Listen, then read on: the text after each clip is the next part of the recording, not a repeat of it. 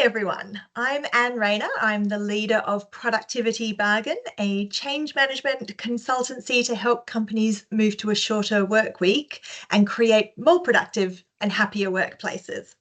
And I'm joined here by Steve Gardner. So rather than me introducing you, let me ask you to introduce yourself so our audience can get to know you a little bit, and maybe you could share a bit about your role when we first met and what you do now. Okay, thanks, Anne. Hi, my name's Steve Gardner. I'm now retired, but I was working for various roles in the WPP group in Asia from the mid-90s through to 2021. And my last role working with Anne was as Asia Pacific CFO of our Insights business. So straight into the topic that we are going to discuss. So last week I posted a video and I told everyone about the moment which lit the fire for me to start Productivity Bargain. And it was when I proposed trialing a shorter work week in my 3-year strat plan for that very Southeast Asian market that you were talking about.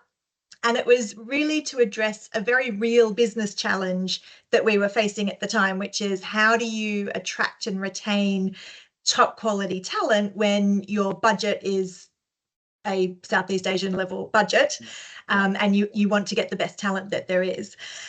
So I proposed a shorter work week as one part of the solution. And you were in that conversation as our APAC CFO. So can you just share a little bit about your reaction at the time and the conversation that followed? Well, I love the way you use the word lit the fire, because it might have lit it for you, but I don't think it was more of a damp squib from the receiving audience. I would say, because I'll be honest, at the time you proposed it, I think it was sort of 2019-20 time. The business you were running wasn't doing fantastic. It wasn't too bad, but it wasn't doing fantastically. And I think, in terms of a solution to the issues that we as management saw on the table, this wouldn't have been top of our list. Yeah, I got that impression. In fact, I think I recall the CEO saying in the meeting, and then I'll talk a little bit about what we said after the meeting, but what he said in the meeting was that this would probably be a diversion away from more traditional solutions to the problems that we were facing, such as, marketing, sales focus, new client opportunities, this type of thing, to basically help us drive the top line and the bottom line in the business. So yeah, I think that was I think expressed during the meeting, and we certainly didn't walk out the room and saying, "Oh, great idea, let's roll that around all the countries in the region." That didn't happen. In fact, I think I would probably be correct to say the CEO was positively negative about Yes, I also got that impression about the idea, and in some ways he probably started raising some questions about the commercial acumen of management, where was this idea a last throw of the dice? Were the team commercially savvy enough to get us out of the problems that we were in at that time in the country you were running? So we caught up a couple of weeks ago, and among other things, we talked about Productivity Bargain and the idea that the constraint of less time can actually be an enabler of productivity improvements. And our conversation was a little different this time around. It was. So can you share with everyone a little bit more about your reaction now in 2025 and how that conversation went?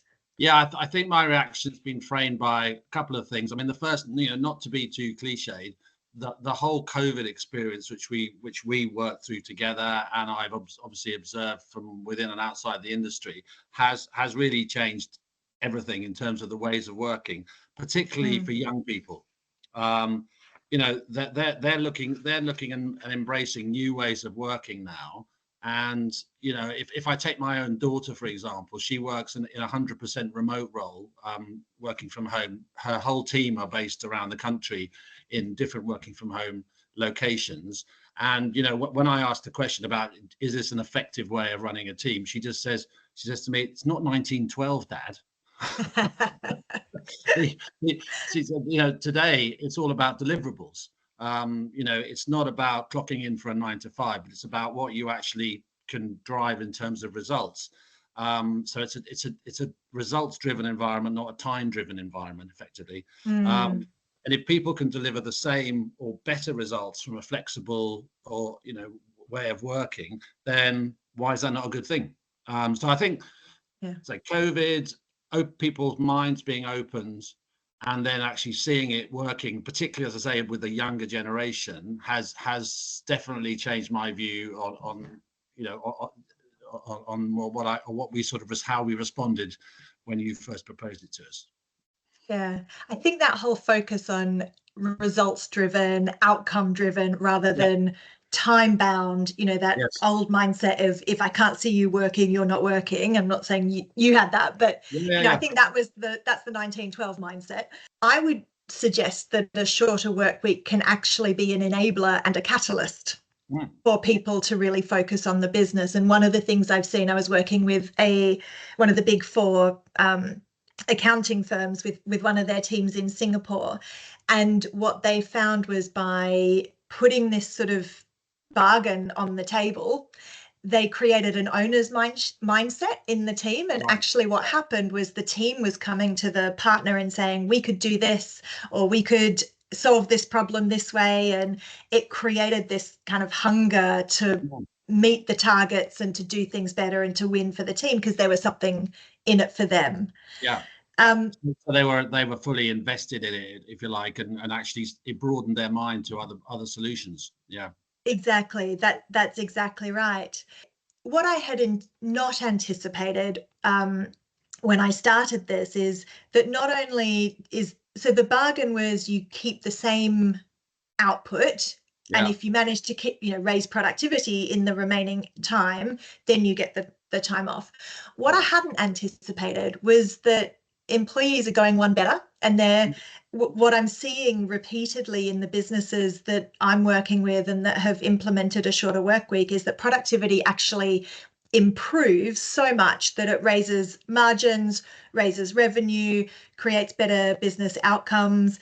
I know the CEO of Unilever Australia and New Zealand, when they implemented it, said it was just game changing for the business, because it was effectively performance management in the positive way, not as a stick. Not managing. And so I think that's really interesting, that almost the side effect is that it increases revenue and or margin, which is obviously, with your CFO hat, something that would make your ears prick up.